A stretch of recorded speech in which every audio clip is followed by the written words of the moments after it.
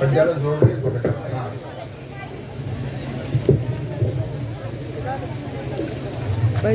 ह्या संस्थेचे विद्यमान कार्यकारी विश्वस्त डॉक्टर प्रवीण सप्तर्षी, सर्व विश्वस्त या संस्थेचे, नंदा पाटील आहेत, सेक्रेटरी मकरंद सप्तर्षी आहेत, ज्योतिराम मोरे सर आहेत करमाळ्याचे आपल्या, आणि अप्पा अनर्से आहेत. समस्त गावकरी, विशेषतः सरपंच आणि बाकीचे महत्वाचे लोक, सर्व शिक्षक वर्ग, माजी शिक्षक आणि 1984 पासून असलेले सर्व विद्यार्थी सर्वांना राम राम, सलाम अलैकुम, जय भीम, जय मल्हार. मित्रांनो, शिक्षण क्षेत्रामध्ये उतरण्याचं कारण काय असं तुमच्या मनात प्रश्न येईल. मला वाटतं की सर्व ज्यांना समाजाचं हित होतं त्यांनी शिक्षण क्षेत्रामध्ये लक्ष दिलं पाहिजे. पण मग दोन मार्ग आहेत. शिक्षण महर्षी व्हायचं का एका गावात हायस्कूल काढायचं. शिक्षण महर्षी झाले तर ते एकच झाले, कर्मवीर भाऊराव पाटील. ते सर्व गावांमध्ये शाळा काढत होते, अडचणीतून काढत होते, पण ते शिक्षण सम्राट नाही झाले, ते कर्मवीरच राहिले. मी मात्र याचं ठरवलं, आपली इथली शाळा निघण्याच्या जन्माच्या आधीची कथा आहे, सगळ्यांना माहीत असावी. मी आमदार म्हणून अहमदनगरहून निवडून आलो. आपला भाग हा राखीव होता म्हणून मी कर्जत जामखेड मतदारसंघात उभा राहू शकत नव्हतो. म्हणून नगरच्या लोकांनी विनंती केली, तिकडे उभा राहिलो, आमदार झालो जनता पक्षात. आणि मग इथे सत्कार ठेवला खेडच्या लोकांनी, जन्मगाव म्हणून. माझे वडील 1938 साली इथे डॉक्टर म्हणून, सरकारी डॉक्टर म्हणून आले आणि माझा जन्म 41 सालचा. इथल्या अनेक जुन्या लोकांच्या अंगा खांद्यावर मी खेळलोय असं ते सांगतात. लहान असताना तर काय आपल्याला माहिती, पण बिगारी इयत्तेचं शिक्षण माझं इथं झालेलं आहे. तर मी आलो त्यावेळेला माझी बिगारी कुठे होती ती खोली दाखवली आणि ती मला जशी आठवत होती बरोबर तशीच होती. याचा अर्थ काय? याचा अर्थ विकास झालेला नव्हता. जो आमच्या लहानपणी जी बिगारीची शाळा होती तशीच होती ती 40 वर्षानंतर. आणि मग ते जसं आपल्या गावातले लोक म्हणतात, आमच्याकरता काहीतरी करा, आमच्या गावातून काही आमदार होणार नाही, पण आपल्या गावात जन्मलेले आमदार तुम्ही आहात, तर गावाकरता काही करा. तर म्हणलं काय करायचं, आणि मग तिथून विचारायला सुरुवात झाली. मी मंदिर बांधणार नाही, मी मशीद बांधणार नाही, मी मंदिरांचं मंदिर इथे शाळा काढ. आणि म्हणलं माफ करा, जुन्या लोकांना सांगितलं, तुम्ही प्रेमळ आहात, तुमच्या अंगा खांद्यावर खेळलोय, पण तुम्हाला आपला विकास करावा कसा याची माहिती नाही. तर आता तुमचं काही मी करू शकत नाही, परंतु पुढच्या पिढ्या वाचवण्याचं काम करेन. कारण असं आहे, मी डॉक्टर असेल ना थोडं जास्त माहिती. माणूस हा एकच प्राणी आहे की ज्याला मेंदू मिळाला, बाकी प्राण्यांना मेंदू नाहीये. त्यांना निसर्ग सांगतो की तुम्ही मरेपर्यंत असं वागायचं, वाघाने शिकार करत राहायचं, हरणाने वाघाला चुकवत राहायचं, हत्तीने काय करायचं, विंचवाने काय करायचं, पालीने काय करायचं, सगळं पूर्व निश्चित असतं, त्यात बदल नसतो. पण माणसाला मेंदू दिल्यामुळे त्याने विचार करून जगायचं असतं. आता विचार करून जगायचं आहे हे जर सांगितलंय तर मग विचार नीट केला पाहिजे. आणि 15 ऑगस्ट 1947 ब्रिटिश राजवट दिली, आपलं स्वतंत्र भारत तयार झाला, स्थापन झाला. त्याच्या आधी 600 राज्य होते इथे आणि त्यांचे वतनदार होते. त्यांना विकास वगैरेची गरजच नव्हती, कारण लोक जर शहाणे झाले तर त्यांचं राहणार नव्हतं. मग आंदोलन झालं, जगातलं अद्भुत आंदोलन झालं, शस्त्राविना लढलं गेलं. लोक म्हणाले की आम्ही लाट्या खाऊन तुरुंगात जाऊ, आम्ही तुम्हाला गोळी घालणार नाही पण तुमचं राज्य कबूल करणार नाही. आणि ब्रिटिश गेले त्या दिवशी आपल्या देशात 93% लोक अंगठे बहादर होते. म्हणून गांधीजी, जवाहरलाल नेहरू, राजेंद्र बाबू, सरदार पटेल, मौलाना आझाद यांनी ठरलं की नवा भारतीय माणूस तयार करायचा. कारण भारत नावाचं राष्ट्र पूर्वी नव्हतं. 600 राष्ट्र होती, 600 राजे बादशाह होते. आणि मग ते राज्य नवं राष्ट्र कसं करायचं तर त्याच्यामध्ये बंधुभाव असावा. मग बंधुभावात अडचण काय तर जात आणि धर्म. म्हणजे धर्म पाळावा माणसाने पण दुसऱ्या धर्माचा द्वेष का करावा हे काही मला अजून कळलेलं नाही. जात त्याला मानायची असेल तर मानावी, जातीची काही गरज नाही, पण दुसऱ्या जातीचा द्वेष का करावा हे प्रश्न होते. म्हणून ती शपथ आली की सर्व भारतीय माझे बांधव आहेत आणि नवा भारतीय माणूस तयार करायचा, जुन्या काळातला नाही, नवा करायचा. आणि त्याचं काम शाळांचं आहे. म्हणून हे राष्ट्र बांधणीचं कार्य आहे. म्हणजे खेडपुरती शाळा असेल तरी ह्या शाळेमध्ये भारत बांधला जातोय तर आपला वाटा आपण उचलला पाहिजे.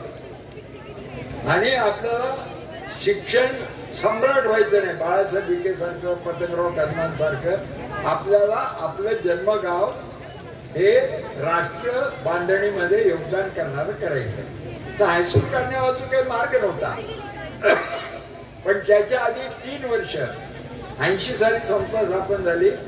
आम्ही लोकांचं भांडवल कसं वाढेल याचा विचार करून, कारण गरिबीच होती, म्हणून ऑस्ट्रेलियातून 3 बोकड आणले. त्यांच्या आया बहिणी 6 लिटर दूध देतात. आणि आमचा अभ्यास असा की भारतामध्ये गाईच्या दुधाचा धंदा मार खाणार काही.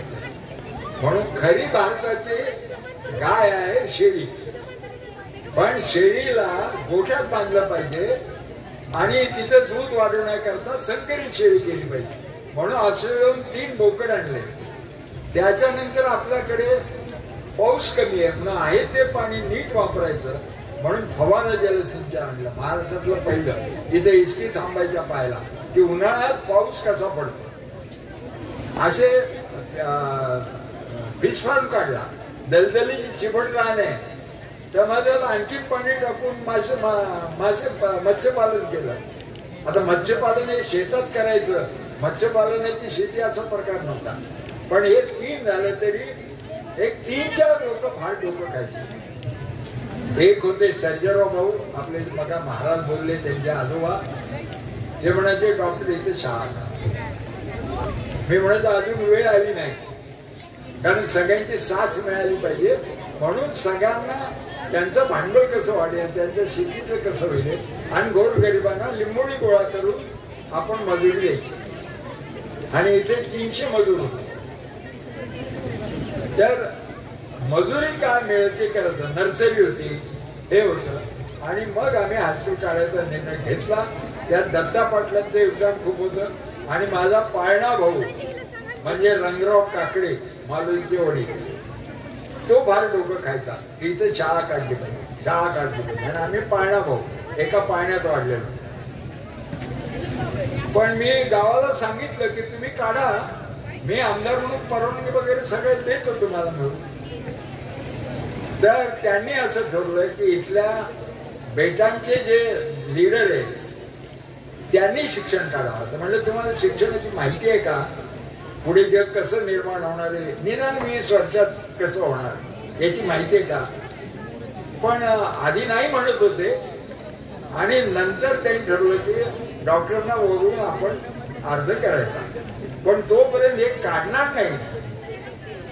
म्हणून इथे दलित आणि ओबीसी म्हणत होते की आम्ही पैज लावतो, इथली मालक मंडळी काढणार नाहीत, आम्हाला शिकायचं म्हणून तुम्ही हायस्कूल काढा. आणि रंगराव काकडे, दत्ता पाटील हे सगळे मागे लागले. मग मी अर्ज केला. मग उगाच स्पर्धा दिसायला लागली. म्हणून डिक्लेअर केलं की आपल्याला काही मिळत नाही परवानगी, दुसऱ्या संस्थेला मिळते. म्हणजे भांडण तंत्र नको म्हणून. तर त्याच्यावर रंगराव काकडे माझ्याशी खूप भांडला. असं तुम्ही मध्येच गळाटल्यासारखं काय केलं, का सोडून दिलं. आता मला माहित होतं इकडे आपण प्रगती करत होतो. आणि गावातले बाकीचे मालक मंडळी तशी काही फार काही करणार नाही.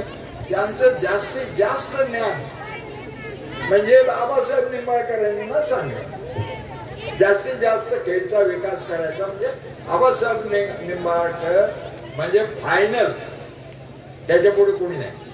आता मी वसंतदादांना भेटायचो, मी आमदार होतो, सुधाकर नाईकांना मला मिळणार हे माहीत होतं, पण मिळाल्यावर स्पर्धा नको, भांडण नको म्हणून त्या दिवशी सुरू केलं 7 जूनला. 6 जूनला संध्याकाळी परवानगी मिळाली. संध्याकाळी आमचा माणूस आला, त्याने फोन केला होता, म्हणलं तू डायरेक्ट खेडला पोहोच, मी पोहोचतो. आणि भाऊसाहेब देशमुख राशींचे ते अध्यक्ष आणि संभाजीराव काकडे खासदार पुण्याचे यांच्या हस्ते सुरू झाला. आणि पहिले तिथे कोणी नाही. मला असं वाटलं आज शिक्षक कसे येणार, तर मोरे सर आणि पवार सर आले होते. त्यांना कुठून वार्ता कळली होती यांना मिळणार हे मला माहित नाही. आणि झालं सुरू तिकडे लिंबोळीच्या मध्ये. आणि मग पुढे सरकार सारखं म्हणायला लागलं की तुम्ही इमारत बांधली पाहिजे, अमुक केलं पाहिजे. पण मुलांना निसर्गात शिक्षण जास्त चांगलं म्हणून इथे जंगल केलं होतं आपण सुबाबूचं, तर मध्ये वाळू टाकून वर्ग घ्यायचे, तेव्हा मी राहायचो, मी पण घ्यायचो वर्ग. आणि नंतर मग इमारत बांधणं हे सरकारचं बंधन असल्यामुळे आणि शिक्षक लोकांना सरकार पगार देणार असल्यामुळे आणि तो भरपूर देणार असल्यामुळे, म्हणजे आता आमच्या हेडमास्टरना 1,10,000 पगार आहे, पेन्शन येतात, तर त्यांच्या पोटावर कशाला पाय द्यायचा, म्हणून आपण हे ग्रँडेबल करून सुरू झालं. त्याला आज 40 वर्ष. आता 40 वर्षात काय केलं आपण? फार काही नाही केलं, पण माणसांना उडण्यासाठी पंख दिले, म्हणजे ते आकाशात फिरू शकतात. मग आपला मिलिटरीतला माणूस सांगत होता ना, मी या हायस्कूलमध्ये शिकलो म्हणून मिझोरामला गेलो, म्हणून नागालँडला गेलो, म्हणून अरुणाचलमला गेलो, म्हणजे त्याला पंख फुटले. ज्ञानाचे पंख देणं हे सर्वात मोठं दान आहे असं म्हणलेलं आपल्या जुन्या काळात. आणि समाजामध्ये शांतता आणि सुरक्षितता पिढ्यानपिढ्या नांदायची असेल तर जातीची भावना कमी केली पाहिजे.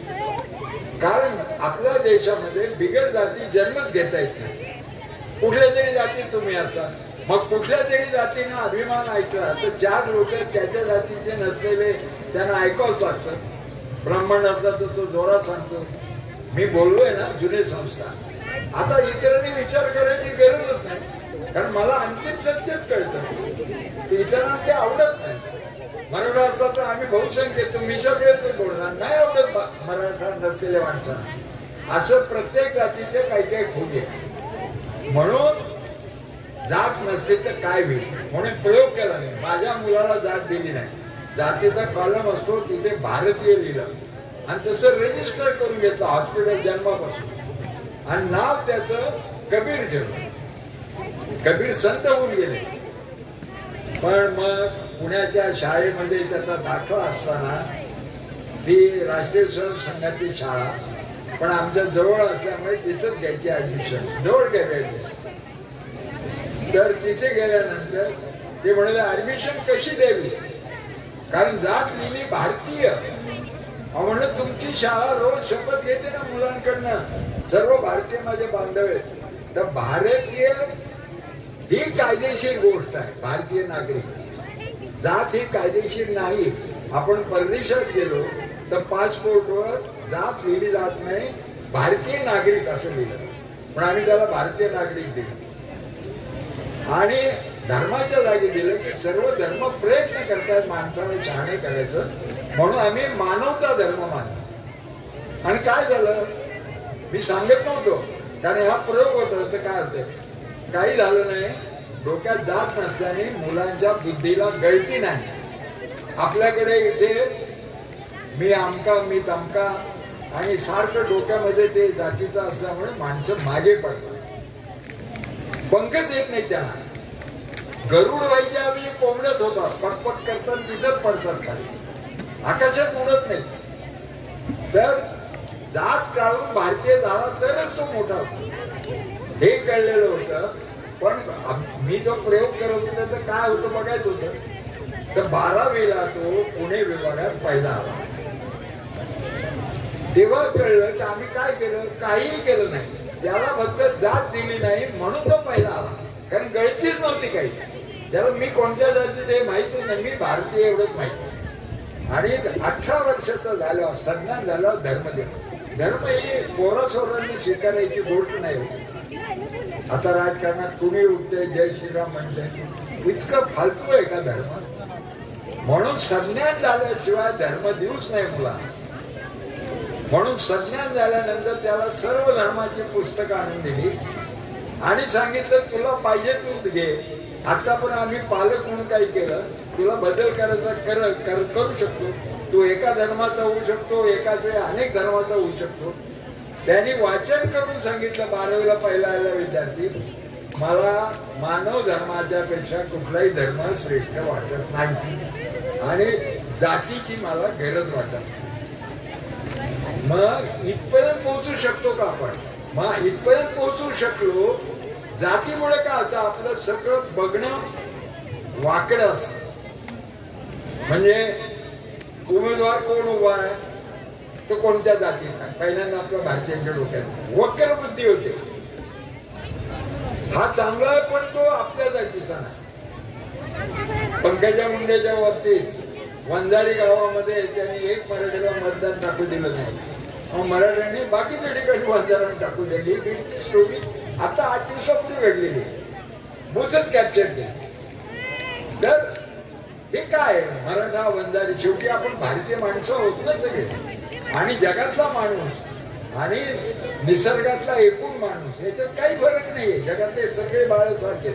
अपवाद फक्त आपले पंतप्रधान होते, म्हणजे आता घेतली शपथ परत नरेंद्र मोदी म्हणाले की माझा जन्म इतरांप्रमाणे जीवशास्त्रीय झाला नाही, बायोलॉजिकल जन्म नाही झाला.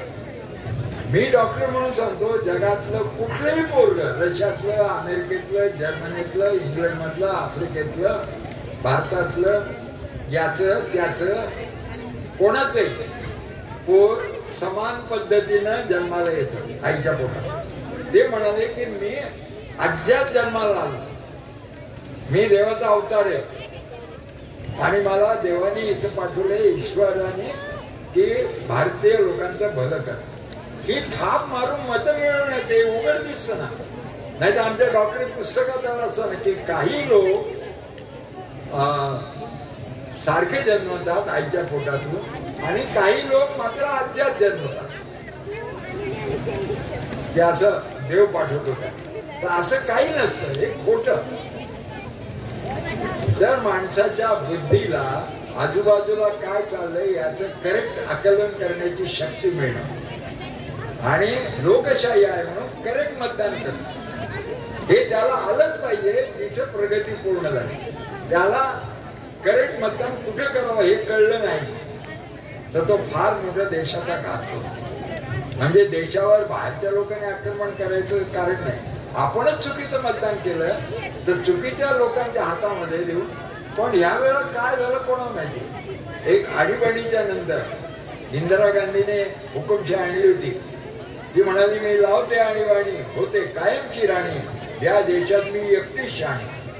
आम्ही म्हणलं असं कसं बाई, तुम्ही एकट्याच कसं शहाणे, किती शहाणे माणसं आम्हाला माहिती. त्यावेळेला असं म्हणतात जा जेलमध्ये. 19 महिने जेलमध्ये केवळ एवढ्या करता की तुमच्या बरोबरीने इतर शहाणे आहे. पण ती एक हुकुमशाही आम्ही घालवली होती. पण जुलैमध्ये शरद पवारांना मी सांगितलं ते आम्ही बरोबर की एखादा असतो का अरे तुला बोलतो. मला शरद तू आणि उद्धव ठाकरे हे 2 माणसं अशी की त्यांच्या सभेला गाड्या न पाठवता लोक येतात. पण मला शंका येते की तुम्हाला दोघांना ही हुकुमशाही घालवते. तो म्हणले का तुम्हाला अनुभव नाही. आणि म्हणे तुला मला अनुभव आहे. म्हणलं मी आणीबाणीच्या विरोधात लढलेलो आणि कशी जाते हे पाहिलेलं आहे. तर जनता जेव्हा स्वतः इलेक्शन हातात घेते, जनता जेव्हा विचार करू लागते आणि राजकीय पक्षांना बाजूला साधते, आमचा कापसाचा प्रश्न आहे, आमचा अनुभव असा आमचा अमुक प्रश्न आहे, आमचा अनुभव असा आणि देवा धर्माच्या गुंगीत राहतात. आता प्रभू रामचंद्राचं अयोध्या मंदिर बांधलं. नरेंद्र मोदींनी कॅमेराच्या जवळ कोणाला येऊ दिलं नाही. हट जाओ. त्यांचे जे बॉडीगार्ड होते ते हे नुसतं हात करायचे, हा त्याच्याकडे बघा, ते त्याला मागे टाकायचे, तो फोटो मी एकटा झालो पाहिजे, हे सगळं केलं. पण अयोध्येमध्ये त्यांच्या पक्षाचा उमेदवार निवडून आला नाही. आजूबाजूच्या 4-5 मतदारसंघात आला नाही. मग रामाने शाप दिला असं का नाही म्हणायचं, जर तुम्ही राम मानत असाल. पण खरं म्हणजे राम उभाच नव्हता, उभे नरेंद्र मोदी होते, भाजप उभं होतं. त्यांचं धोरण योग्य काय याचा विचार आपण रामामध्ये घ्यायचं कशाला, देवाला इतकं लहान करायचं कशाला. आणि जसं आपल्याकडे शेड्यूल कास्टचा राखीव आहे किंवा आदिवासी राखीव जागा आहे, तसं देवाण करता 1-2 जागा राखीव असं काही ठेवलेलं नाही. माणसाने देवा करता राखीव जागा असेल तर तिथे सुद्धा विष्णू महेश म्हणजे महादेव यांच्या मनावर होतील, मला मत द्या, मला मत द्या. जर त्यांना भारत चालवायचा असेल ते कशाला आणायचं. धर्म राजकारणात येऊ नये आणि राजकारण धर्मात जाऊ नये. राजकारण धर्मात गेलं तर धर्माचा नाश होतो आणि धर्म राजकारणात आलं तर राजकारणाचा नाश होतो. धर्म म्हणजे माणसाला माणसाची जोडण्याकरता जे सांगितलं त्याला धर्म म्हणतात. माणसाला माणसं जोडायचं आहे आणि त्याच्याकरता आपण हे आश्रम काढलं की खेडमध्ये एक पिढी अशी तयार व्हावी की जी एकमेकाला जोडलेली आहे. मध्ये जातीच्या भिंती नाही, ह्यो माळ्याचा, ह्यो मराठ्याचा, ह्यो बामणाचा, ह्यो महाराचा, हे कशाला, मी खेडचा, एवढं का होत नाही असं. आणि मग जयप्रकाश नारायण नाव काय दिलं तर ते माझे गुरु. ते हे काय आपल्याला आकाशातून ज्ञान नाही मिळालं किंवा ह्या परिसराने दिलं नाही. राशीमध्ये मला कोणी दिलं नाही शिक्षण, ती शाळा बिळा काय, ते गुरुकडनं ज्ञान येतं म्हणून त्याचं ऋण पडायचं म्हणून जयप्रकाश नारायण नाव दिलं. ते महात्मा गांधीचे शिष्य. आता आपल्या गावामध्ये किती अडचणीपणा होता. ते मला म्हणाले की आम्ही शाळा करायचा प्रयत्न केला, तो चालला नाही, तर आम्ही तुमचं हायस्कूल याचं कॉम्प्रोमाइज करू. म्हटलं कॉम्प्रोमाइज फॉर्म्युला काय, लोकनायक जयप्रकाश नारायण बदला नाव. म्हणलं का, मेलेल्या माणसाचं नाव देऊ नये. आता मेलेला माणूस म्हणून देऊ नये, मग मी तर सगळ्या मेलेल्या माणसाचं नाव दिले. मी म्हणलं असं नाही, लक्षात घ्या, माणूस मेल्याशिवाय मोठा होता का लहान होता कळत नाही. कारण माणूस खूप मोठा मोठा असं आपण म्हणलो तरी शेवटच्या दिवशी त्याचा भ्रष्टपणा येऊ शकतो.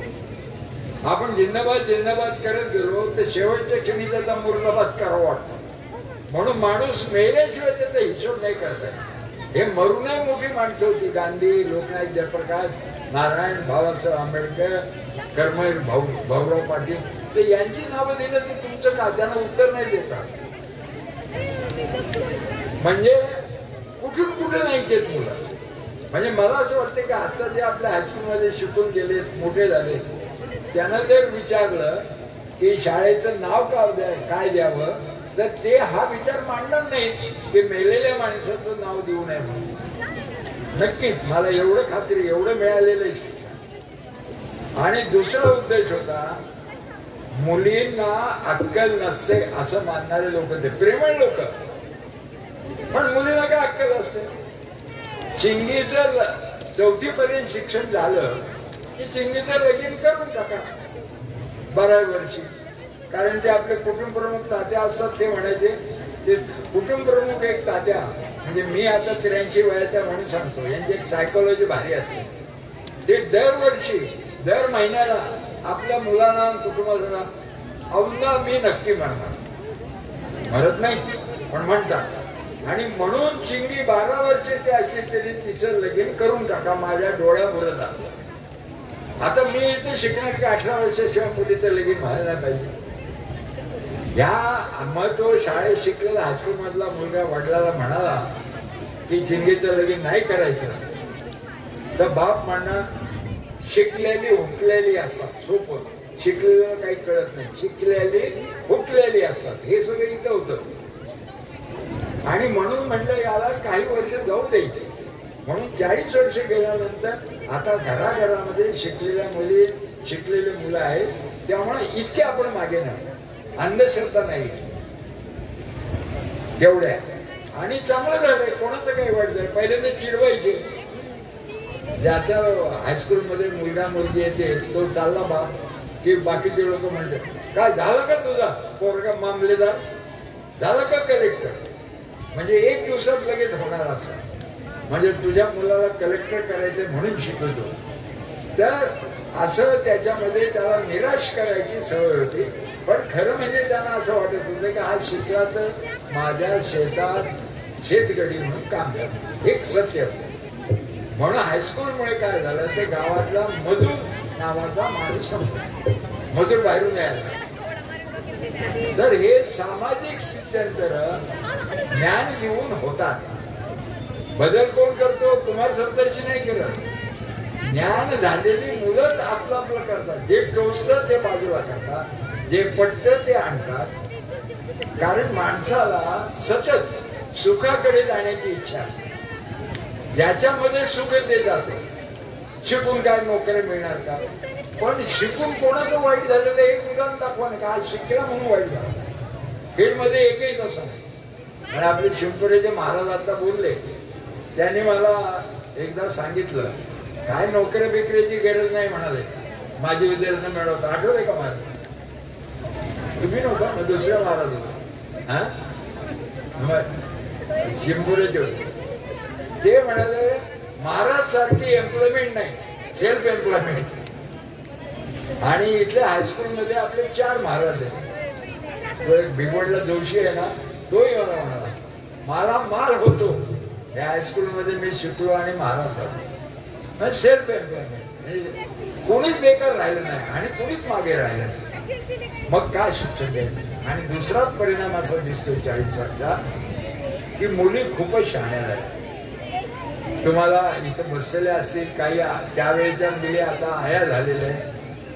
पण त्यावेळेला मी नुसतं नाव विचारलं, बाळ तुझं नाव काय?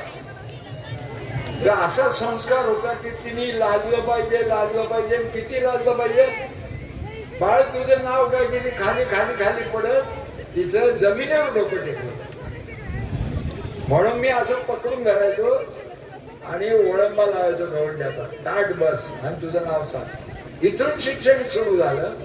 आणि आता मुली सगळ्या हुशार झाल्या, त्यांना काही शिकवावं लागत नाही. मग नाही का अनेक विद्यार्थी मला शिकवत होते, चांगलं मला वाटलं. हे एवढी हिंमत झाली त्यांच्यात, आत्मविश्वास आला. हाच यायला पाहिजे, हेच पण काही बोलणार आहे. तर मुलींच्या मध्ये एवढा फरक नाही. आणि एक लक्षात ठेवा, ज्या घरात मुलगी शिकते ते घर पुढे जाते. मला असं दाखवा की आई शिक्षित घर मागे पडले. म्हणून मुली लग्नाच्या वेळेला पालकांशी, जुन्या पालकांशी भांडतात. आता अनेक पालकांना मी असं पदर पसरून मागितलं की मुलीला शिकवू. त्यामुळे का तर माझ्या बापानं तुझं कधी वाईट केलं नाही आणि मी कधी तुझं वाईट केलं नाही, म्हणून माझ्या पदरात टाकतो घेऊन. ही गोष्ट 84 साली मी सारखं फिरायचो मोठमोठ्या कुटुंबात. आणि मुली आल्या, मग ते मधला काळ असा गेला की ते भांडायला यायचे, तुमच्यामुळे शिकवली आणि आता मी एवढी चांगली चांगली नामी स्थळ आणतो आणि ती नाहीच म्हणते. आता तुम्ही बघावा. मग त्या मुलीला एकटीला बोलवलं, म्हणलं तुझ्या देखत ती खरं नाही बोलणार, तर सांग बरं बाळ तू लग्न करायचं म्हणाल. पण काका मी इथे शिकल्यामुळे मला असं वाटतं की नवरा आमचा मित्र असावा. आणि बाबा जे आणतात किंवा काय अण्णा वगैरे पप्पा ते जे स्थळ आणतात ते सारखं म्हणतात फार चांगलं स्थळ आहे, 7 एकर ऊस आहे आणि कुटुंब मोठं आहे आणि तू खातं पितं घर आहे, तू भुकी राहणार नाहीस. ती म्हणते याचा अर्थ माझ्या डोळ्यासमोर राहतं की मी शेण काढते गोठ्यातलं, मी भाकऱ्या बडवतीये, काय मला जीवन राहील का? म्हणून मला मित्रासारखा नवरा. जो मला स्वातंत्र्य देईल तर हे स्वातंत्र्याचे पंख फुटल्याचे लक्षण, याचं स्वागत केलं, याचं रागवलं नाही पाहिजे. आणि याच्यात मुलगी पुढे गेला असं मानलं तर त्या मुली खरं सांगतात ना मला. आता त्यांनी सांगितलं एसीचं हे कॉलेज का काढलंय, एवढ्या छोट्या गावामध्ये कॉलेज असतं का कुठे. पण मुलीने एकदा मला घेऊन सांगितलं की या जगात आमचं कोणी नाही. आई सुद्धा, मी पुस्तक वाचत बसले, तिला वाटतं ही उगाचच बसते. ती म्हणते मी इकडे चूल फुकू फुकू माझे डोळे गेले, तू नुसती बसली डोळ्यासमोर पुस्तक. वाचणं ही कृती आहे हेच माहित नाही आईला ना. तर ते नाही, वडील मुलीला शिकवते म्हणजे काहीतरी भयंकर उपकार करतायत अशा पद्धतीनं समाजालाही वाटतं हिचं लग्न लवकर करा. आणि माझ्या ताईचं लग्न 12 वर्ष झालं, माझं आता 15 वर्ष होते, कारण SSC 15 वर्ष. आणि तुम्ही तर म्हणता 18 वर्षाशिवाय लग्न करू नये मेडिकली दृष्ट्या. पुढची मुलं रद्दी होतात, 3 पाऊंडाची पेक्षा कमी वजनाची होतात आणि ती आयुष्यभर किरकिर करतात, काहीच करत नाही. मुलांचा जन्म वजन 6 पाऊंड पाहिजे. तर हे जर खरं असेल तर आम्हाला तुम्ही 18 वर्ष ओलांडण्यापर्यंत शिकवा म्हणून कॉलेज काढले. हे कॉलेज काय आपण, आणि त्याचे परिणाम चांगले दिसतात ना. कारण गावामध्ये 3 पाऊंडाला जन्माला येणारी मुलं काठावरची, म्हणजे कसं बसं मरते का जगते, जगते का मरते, अशा अवस्थेतली मुलं आता जन्माला येत नाही. आता 6 पाऊंडाची मुलं येतात म्हणून प्रगती होतीये. आता मला मग मिळालं, ते मागेच पाहिलं होतं मी 26 जानेवारीला, ते ड्रोन वगैरे सगळं, हे सगळं नवीन आहे. आपण हायस्कूल सुरू केलं तेव्हा काही नव्हतं. केवढी प्रगती झाली. मग तुताऱ्या वाजत होत्या सारख्या, तुतारी वाजवली मी पूर्वी कधी पाहिलं नाही. नारायणराव कधी कधी इथे यायचे तेव्हा हलगी वाजवायचे आणि एक पिपाणीवाला असायचा, त्या करायचा आणि तो हलगी वाजवता यायचं. पण आता गावात तुतारी आली तर मला कोणतरी म्हणलं ते इलेक्शन मध्ये जिंकली म्हणून गावात तुतारी आली. काही का असेल ना, पण तुतारी काय अमुक काय सगळं प्रगती होती. ते याचं कारण पुढची पिढी शिकते, आम्ही निमित्त मात्र. आणि हे ज्ञान देण्याचं डोक्यात आलं एवढंच केलं. ते आमच्या वडिलांनी पण सांगितलं, लोकांना ज्ञानी करणं हे सर्वात महत्वाचं. आणि लोकांना ज्ञानी केलं की त्या देशात लोकशाही टिकते.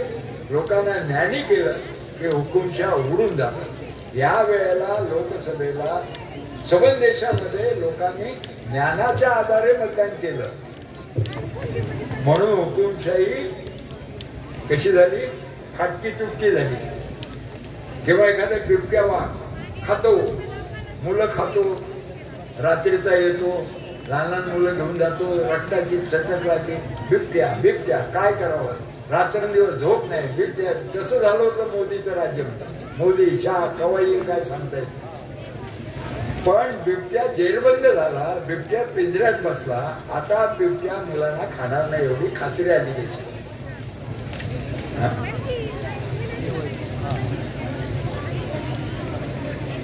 सर म्हणतात की त्यांना भूक लागली, जेवणावर मी थांबतो इथे. अरे हो ना, पण हे मला आधी माहित होतं ना, म्हणूनच मी म्हटलं तर ना मधल्या आवरणापासून. तर हायस्कूल काढल्यामुळे कुणी उठावून मला पटवून द्यावं की खेळची प्रगती थांबली. हायस्कूलमुळे गावाचं वाईट झालं म्हणून मी सांगितलं ते वाक्य सांगतो. मी मंदिर बांधलं नाही, मी मशीद बांधली नाही, पण मी शाळा. आणि हे मंदिरापेक्षा मशिदीपेक्षा फार मोठं काम आहे हे सांगतो. आणि तुम्हाला सगळ्यांना शुभेच्छा देतो. आता माझं 83 वय झालं. वयोमानानं मी काय वारंवार तुम्हाला भेटणार नाही, पण आमच्या नंतर चालवा तुम्ही अशी आशा वाटते. प्रवीण सर हे बघताय, पण इथं अनेकांना आश्वासन दिलं की मी मदत करीन, मी करीन, असं एक एक तुकडीने सांगितलं. त्यामुळं सुरुवात करून दिली, आता वाढवण्याचं काम तुमचं आहे एवढं सांगतो. या ठिकाणी थांबतो.